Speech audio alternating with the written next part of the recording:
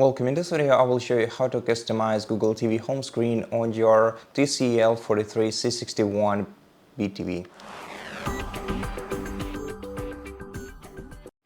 So there are not many things that we can actually customize here except for this apps row, which we can reorder by selecting reorder option at the end of it. Then you just have to select any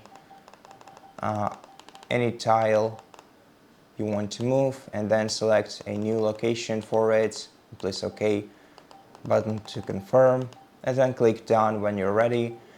We cannot do much with the rest of the home screen view except for we can basically just switch to the apps only mode, so we cannot erase any of these recommendations separately, but we can erase all of them at once by enabling apps only mode. However, one important note is in such mode you will not be able to use Google Assistant. So voice control Google Assistant for some reason isn't active in apps only mode. But to enable it, you have to navigate to quick settings icon, open all settings from here. After that, you're gonna have to go to accounts and profiles, then select your Google account, scroll down to apps only mode and switch it on.